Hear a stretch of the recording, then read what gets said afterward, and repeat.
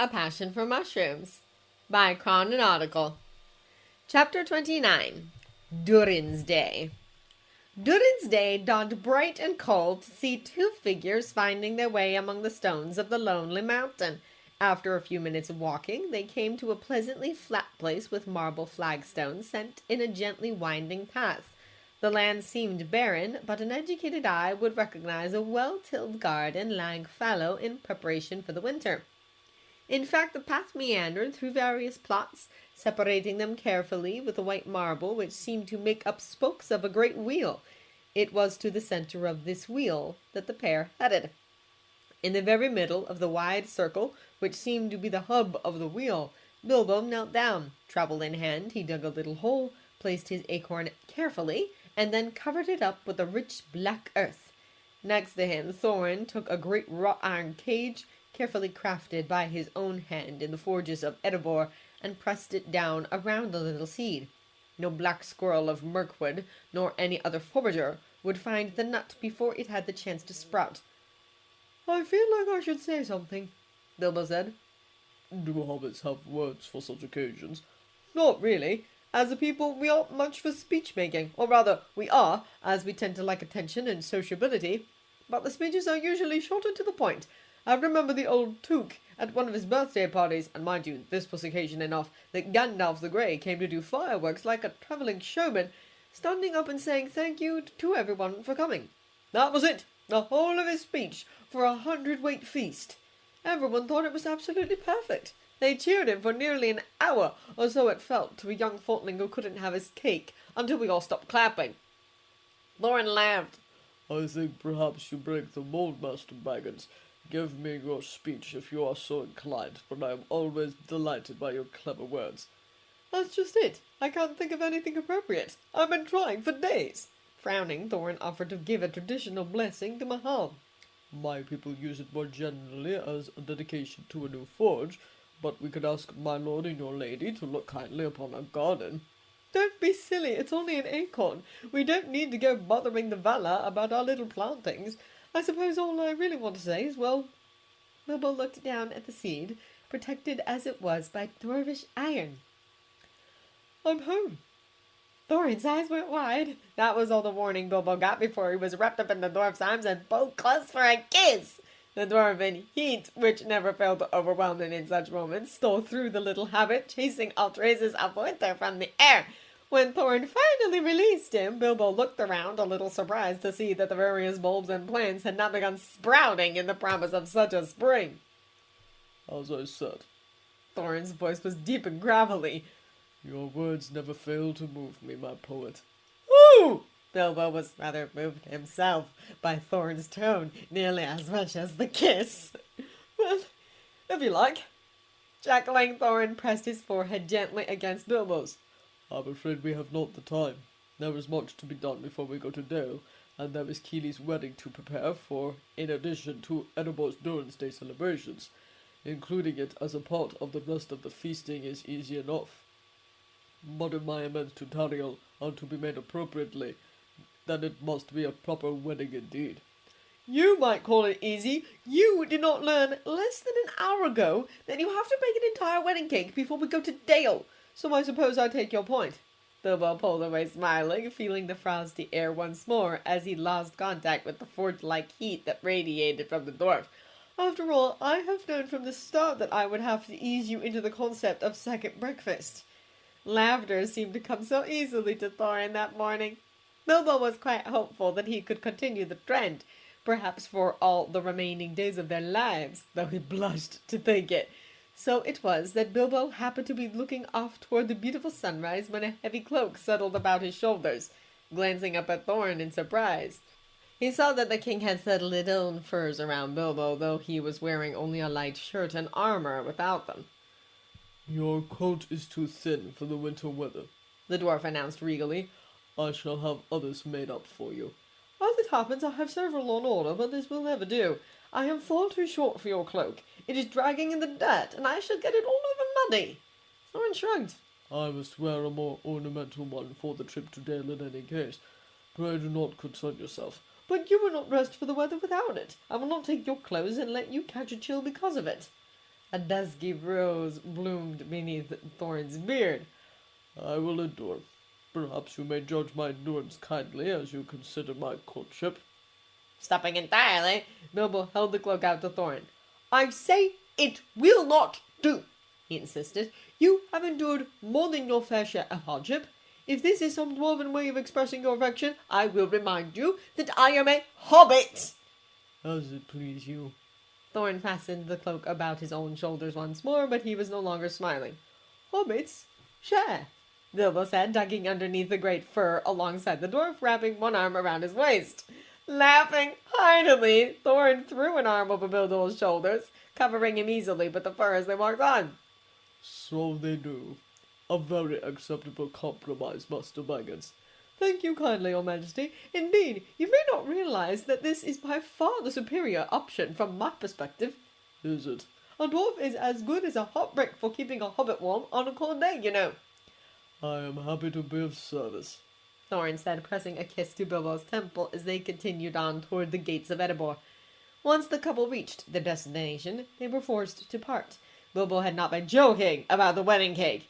While it made a certain amount of sense for Tauriel and Kili to include their wedding celebration with the planned festivities before Thorin changed his mind and retracted his permission, Bilbo had been astounded that they intended to forgo a cake. Apparently, it was not a part of Elvish tradition, nor vital to the Dwarvish ones. However, Bilbo could hardly recognize a marriage if there was no cake at the wedding. Sometimes he thought hobbits must be the only civilized people in all of Middle-earth, though he did not say as much to the joyful couple. Happily, they had entrusted the business of the cake to his capable hands. The only requirements were Tauriel's preference for honey over sugar as a sweetener, and Keely's request that the cake be colorful, whatever the flavor.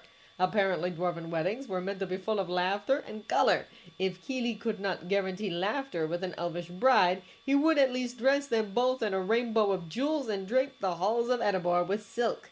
Bilbo was more than happy to oblige both of them. However, doing so did mean spending his morning in the great kitchens of Erebor with Leah, trying to stay out of the way of Bombur and the others preparing Durin's Day feasts for the king's table.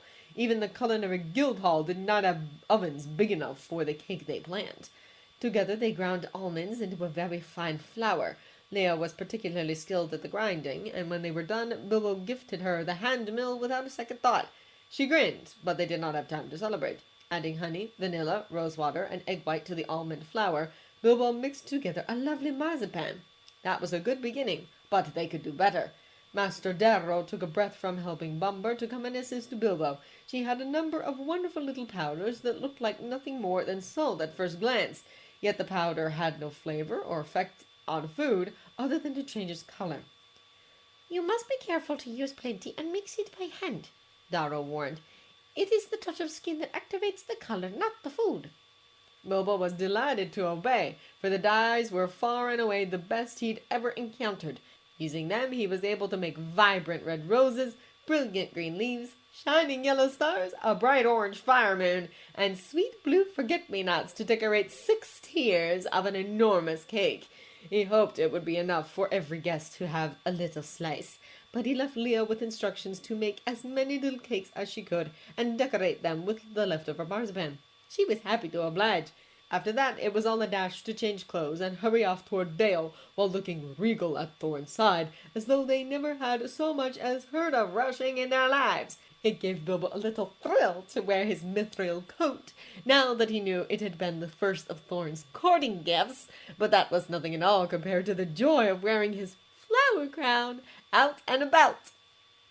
Theodrin was the first to notice it when they reached the square where the statue was to be erected, and he came rushing over with a broad grin. I see you wear the flowers of Erebor in your hand now, my friend. Am I to give you my congratulations? Not yet, Thorin said with a smile. We are only courting. Of course. Though I expect the engagement will come soon. Enough after the way Bilbo has been pining. Thorin blinked. Pining. Theodrin blushed. I speak out of turn. My apologies. However, I must say it was very unfair of you to give it to him last night during your dwarvish ceremony, for I have been waiting 2 months together to see one of you give a courting gift. I just knew it would be a crown of flowers, given Bilbo's liking for them, though I did not expect such blossoms as these. Bilbo coughed. You knew it would be a crown of flowers? From the very moment Thorin stole the one I made for thee, she said fondly. But tell me what the meanings are in your hobbit language. I see join the day and happiness, which are plain enough. Obviously the mushroom and oat leaves join your two houses together, she sighed. That is very romantic. I did not know the meaning of the tiger lily or the cornflowers, though, and there were so many forget-me-nots that I think they must imply something very special indeed. Blushing, the hobbit explained the meanings of the flowers, glossing over the tiger lily as best he could. It embarrassed him to realize that their feelings, which had been so opaque to one another, had been so obvious to a girl barely into adulthood. Before he was forced to respond further, however, it was time for everyone to stand quietly while Thorin and Bard gave speeches. Then the red silk covering the statue was pulled away, revealing the work. Onlookers gasped. So did Bilbo. Nearly 30 feet tall, it showed Bard proudly aiming his bow at the sky, guarding Dale forevermore against any threat from above. The carving in the marble was so fine that the folds of his coat seemed to be real fabric, and every strand of his hair looked as though it might blow easily in the cold wind. It looked exactly like him, if he were 4 times taller, and it was a marvel of dwarven craftsmanship. Naturally, after the unveiling, there needed to be more speeches. The stonemason said a little about the honor he'd been granted in the commission of the work. Then Sigrid, Dis, Fili, Bane, and Gandalf all gave more speeches. Gandalf's was the only truly interesting one, as it was a call for unity and vigilance as opposed to simple thanks. Still, they were all very proper and important, and Bilbo was quite frozen, along with nearly starving by the end of them, for he had missed both second breakfast and 11sies. Fortunately, there was a luncheon served in Bard's Hall after the ceremony. Unfortunately, it was not a sit-down affair, and Bilbo was required to stand with Thorin well away from the food, receiving encouraging comments about their courtship from all and sundry. Apparently, it was a matter of habit among royalty to go hungry for the sake of light, showy conversation. This situation might have been salvaged by a very kind, tall fellow who brought the hobbit a plate of mushroom canapes. However, the canapes themselves were quite bad. It shouldn't have been possible, for they were only crusty white bread topped with diced trilbies and bright orange roe. Even the worst cook should have done something lovely with those 3 ingredients. Bilbo ate another to be polite, and also to try to determine what the problem was. Figuring out what pasted off proved a challenge. The roe was fresh enough. That would have been quite obvious, for fish and eggs were always obvious when they had gone off, and fish eggs doubly so. The bread was light in the center, with a pleasant crunch that one wanted in a canape. Tasting the 4th, Bilbo was forced to conclude that the problem lay with the trilbies. Perhaps they'd been tossed in a sauce or mixed with some other sort of mushroom. They were very oily, and though he definitely tasted the signature flavor of the black trilby, he tasted something else as well. Something that quite ruined the entire canape. Will you not share with me? Thorin asked flirtatiously, glancing down at the hobbit's blades. No, Bilbo said. The king raised an eyebrow. Truly, I thought you enjoyed feeding me tidbits. That was too mild a term for the pleasure that Bilbo derived from the act, but he did have standards. No. Lowering his voice, he added, I mean no disrespect to Bard's cook, but I cannot offer these to someone I'm courting. I simply cannot. Hiding a smile, Thorin asked, Then the men of Dale had failed to work the art with your mushrooms that a hobbit might, for I know Bard ordered several barrels, specially, that he might cater to your tastes. I am not being picky, Bilbo said, feeling as though he rather might be. Thorough. The silver-billarded master from the culinary guild came over, making a little bow to the king. How can I assist you, my friend? Offering her the plate, Bilbo said quietly, Taste one of these and tell Thorin they are not good enough for him. Darrow laughed and bowed once more, accepting the honor. Then she inspected a canape. Quite suddenly, she dashed the entire plate from Bilbo's hands, scattering it on the floor and knocking the hobbit to the ground with her dwarven strength. Instantly, Thorin's sword was at her throat, but Darrow did not spare the weapon even a single glance. Poison! She said, staring down at Bilbo. There are dark ogres, mixed in with the dark giants. Even a sliver of those red mushrooms is poison enough to kill a dwarf. Tell me you did not eat one. He ate 4, Thorin said, staring down at his beloved. Bilbo's stomach cramped.